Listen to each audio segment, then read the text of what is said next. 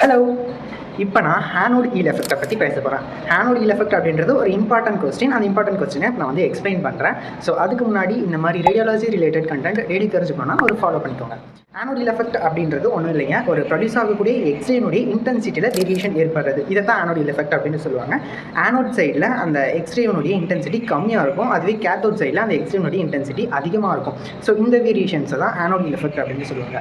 இதுக்கான பேசிக் என்னென்னு பார்த்தீங்கன்னா எக்ஸ்ரே ப்ரொடக்ஷன். நீங்கள் எக்ஸ்ரே ப்ரொடக்ஷனை நல்லா தெளிவாக கிளியராக புரிஞ்சுக்கிட்டீங்க அப்படின்னா ஃபஸ்ட் இயரில் நிறைய கொஸ்டின்ஸ் அதை பேஸ் பண்ணி வரும். நிறைய 3 மார்க்ஸ் 5 மார்க்ஸ் வந்து மேக்ஸிமம் இதை பேஸ் பண்ணி தான் வரும். இந்த ப்ரொடக்ஷன் ஆஃப் எக்ஸ்ரேவே நீங்கள் கிளியராக புரிஞ்சுக்கிட்டீங்க அப்படின்னா ஃபஸ்ட் இயரில் ஒரு பாதி கடலை தாண்டின மாதிரி தான். ஹேனோட் ஈல் எஃபெக்ட்டுமே வந்து அதை பேஸ் பண்ணி தான் இருக்குது. ஒரு எக்ஸ்ரே எப்படி ப்ரொடியூஸ் ஆகுது? ஒரு ஆனோட் ஒரு கேத்தோடு இருக்குது. இந்த கேத்தோட்லேருந்து எலக்ட்ரான்ஸ் எமிட் ஆகுது. அந்த எலக்ட்ரான்ஸ் போய் அந்த ஆனோட் மேலே பட்டு நமக்கு எக்ஸ்ரேஸ் ப்ரொடியூஸ் ஆகுது இல்லையா? அந்த எக்ஸ்ரேஸ் வந்து நிறைய டேரக்ஷனில் நமக்கு ப்ரொடியூஸ் ஆகும்.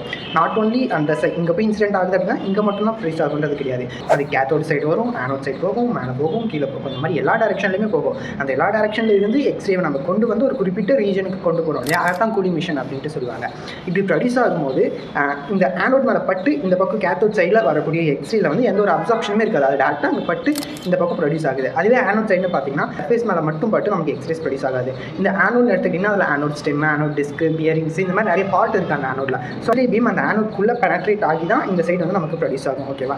அப்போ அது உள்ளே போய் பெனட்ரேட் ஆகும்போது நிறைய இன்டென்சிட்டி அந்த ஆனோடுக்குள்ளே நிறைய எக்ஸ்ரேஸ் வந்து அப்சர்வ் ஆகிக்கும். அப்போ அந்த பக்கம் ப்ரொடியூஸ் ஆகக்கூடிய எக்ஸ்ரேனுடைய இன்டென்சிட்டி நமக்கு கம்மியாக இருக்கும். ஸோ இதனால தான் வந்து ஆனோட் சைடு ப்ரொடியூஸ் ஆகக்கூடிய எக்ஸ்ரே பீமுடைய இன்டென்சிட்டி கம்மியாக இருக்கும். அதுவே கேத்தோட் சைடு ப்ரொடியூஸ் ஆகக்கூடிய எக்ஸ்ரேனுடைய இன்டென்சிட்டி நமக்கு அதிகமாக இருக்கும். இதை தான் ஆனோட் ஈல் எஃபெக்ட் அப்படின்னு சொல்லுவாங்க. ஸோ அதனால தான் வந்து இந்த ப்ராசஸில் வந்து திக்கர் பாடி பார்ட்டை வந்து கேத்தோட் சைடில் பிளேஸ் பண்ணியிருக்கணும்னு சொல்லுவாங்க. அதே தின்னர் பாடி பார்ட்டை வந்து ஆனோட் சைடில் பிளேஸ் பண்ணியிருக்கணும் அப்படின்ட்டு சொல்லுவாங்க.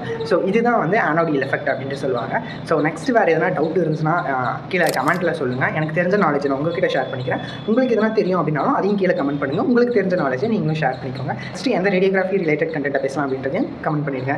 That's all. பை.